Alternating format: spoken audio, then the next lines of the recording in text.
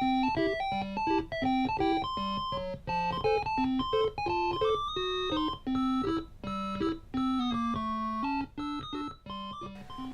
YouTube and welcome back. Today I'm going to be starting a new series which is going to be called Free and Cheap Games. I'm going to be looking at any games out there that I can find that are free or in the $5 to $10 range. And I'm sort of going to give a live first impressions review of all of them, pretty much except for this one here. This is World of Tanks, which I have played quite a bit and I really do enjoy. This is my VK3001P. I'm not the farthest along in this game. I'm up to tier 6, but basically this is a tank combat game.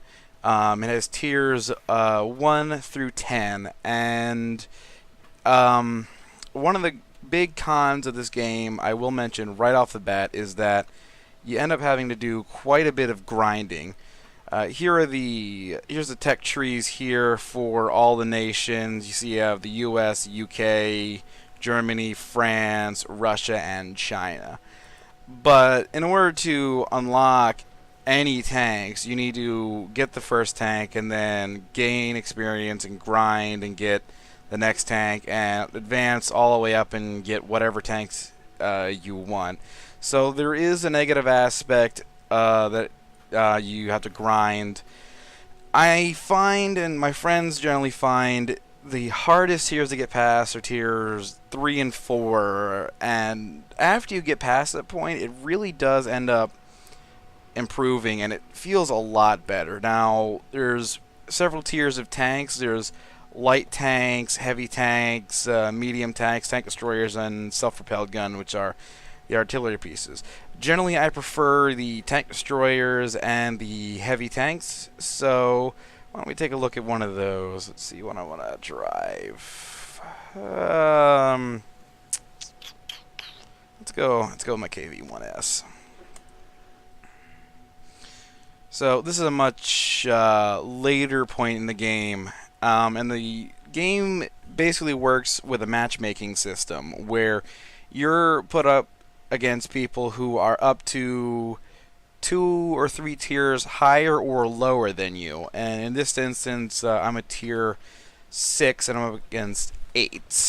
So I'm actually, yeah, I'm in the bottom tier for this, but that's not necessarily terrible when you're in a heavy tank. In some of the other tanks, like light scouts, it can be pretty difficult because a lot of people want to play scouts like their main battle tanks, but it just doesn't work.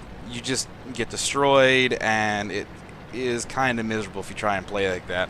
Or the suicide scouts, where you basically just throw yourself at the enemy, get blown up, and move on, which really doesn't work. It may reveal their position for a couple seconds, but it really does not help your cause at all. So here's my heavy KV-1S. I only have the first 122mm gun. Nope. Yeah, and what happened just there is that my driver was... Oh, shit. There we go. So my driver was killed, and you basically have all these modules and crew members that can all be injured, destroyed, or damaged. And you have... you can buy consumable items which will help you, you know, like a health kit to heal your crew members, the repair kit to repair components that are damaged, and the fire extinguisher to put out fires if your vehicle gets set on fire.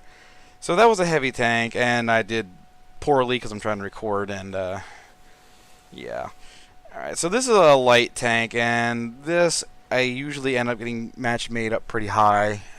Yeah, this is no exception. This is a tier 4, and I can see there's at least tier 7s or 8s. Yeah. Yeah, this is one of the, yeah, tier 8s.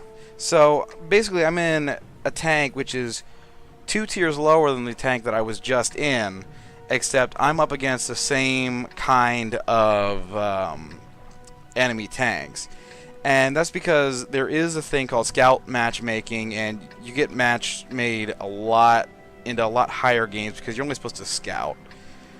I'm not a huge fan of this playstyle, but I want the T-34, which comes after this particular tank, so I have to sort of just grind through it, even though I don't really like this playstyle. I don't really like light tanks. That's a personal preference, and that's as part of the major negative side of this game is that you do end up having to grind through some terrible tanks if you want to get a tank you want, or something in particular. Sometimes you got to go through some pretty terrible tanks. Generally, I find though that the Russian line and the British line are actually pretty decent.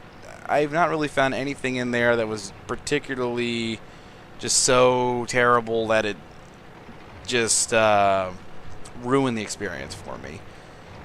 Let's see here if I can't find someone. Oh, there we go. I'm dead. This is gonna end well. Oh, crap. Yeah. I got stuck. Anyway, enough of me failing. So as for this game and how much it costs, it is free to play. And periodically, premium tanks will be given out. Now, premium tanks you normally have to buy with real money. I have a couple of them that I was given for free. This little American Tier 2 tank, and a couple Russian tanks, the M3 Light and the LTP.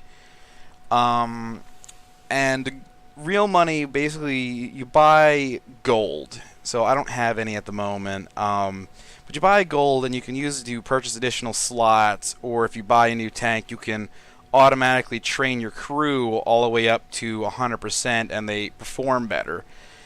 You can also do stuff like convert experience over. So for every match that you fight in, you always get some free experience points. But for tanks that you've already completed all the research on, you can either have the crew trained from the experience, or you can convert the experience over for gold into just free experience. Now, there are also some quote-unquote pay-to-win tanks, is really a lot of times that's what my friends have called them, at least. And basically, it's you pay real money and you buy these tanks here highlighted in gold for the gold currency. And there's quite a few of them. Every line has some of them. And generally, they are better than a starting tank of whatever tier it is that they are. However, once you get a tank all the way maxed out from that tier, they're generally better than the premium tanks. That's generally what I find to be true. Oh, hey, look, I won a battle. Hooray. Anyway, you can see your stats pop up over here, and you get experience for winning. For your first victory during the day, there's actually some special thing going on this weekend where you're getting 3 times the experience for the first victory. Normally, it's only 2 times the experience, but you always end up getting enough money, regular credits, to refill your ammo and all the things that you really need to do. Anyway, as I was saying, though, there are plenty of tanks that basically you pay real money to use. And the thing with these ones is, like any other tank, like this one for example, you can buy upgrades and you earn experience and you upgrade them slowly. The advantage to this is that you can change out your guns, change out pretty much most components on the vehicle. These tanks, however, here we go. As you see, there's only the one set of stuff that it comes with, and that's it. You can't change out any components. So that's why once you get a little bit better geared in that tier, you end up outpacing these tanks. But they are still formidable, and there's no buying things. You can have your crew trained and just have all your experience go directly to your crew without having to first make your tanks elite status. So there are, I see why people buy them. I've never bought any of them. None of them really ever interested me that much, and the ones that I got for free. Anyway, let's do one more battle. What I want to take? Let's take a tank destroyer. Yeah, I'll take my Stug. All right, here we go. Now, this is a pretty fair match. Yeah, so in this, I'm actually in the top tier of this particular match. I'm in tier 5. Everything else is tier 5 and below, down to tier 3. That's not too bad. That's pretty good. Alright, so there's actually additional modules that I have on this particular vehicle. The binoculars down on the bottom and the camouflage netting. Now, those you can buy for regular currency. I think in total those two cost me something like 700,000 silver.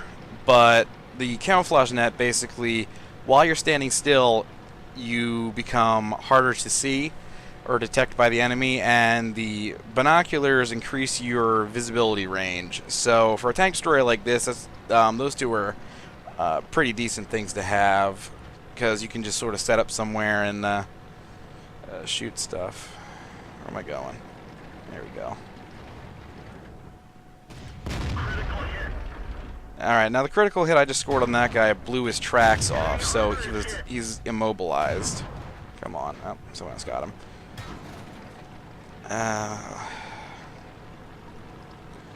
There we go. Yeah, I'm not the greatest at this game, however, I genuinely do enjoy it, and it can be pretty fun. It's especially fun if you get a couple people together and you form a platoon. Let's see here. Oop, artillery. Let's see here. Oh, this is always fun. Ram. So you can actually kill things by ramming. I'm not going to do that. There we go. Yeah, I blew my own self up by ramming. Sometimes it's fun to just ram stuff just because you can. Anyway, so my final verdict on this is, it's free. In total, I have actually spent a little bit on this game. I spent like $7 and I got some more. I got some gold, and I basically, the only stuff I bought a bigger barracks where you can hold extra tank crew. And yeah, I spent like 150 on that, and I took the rest of it, and I basically just bought more slots to put vehicles in. The first couple slots you could buy with silver, the rest of them you had to buy with gold, and I think they were half price, so I bought them for 150 at the time. So I got twice as many slots as I would have gotten, so that worked out pretty well for me, because I liked having a larger fleet. Anyway, my final verdict, I would definitely give this a try. If you can get past the first couple tanks, the first few can be a little bit difficult to get past, but if you can get past the first couple tiers, the game really does improve. But like I said, there is sort of a learning curve, and there is a bit of a curve in terms of enjoyment. Anyway, that's all for now, and we'll see you next time. Goodbye.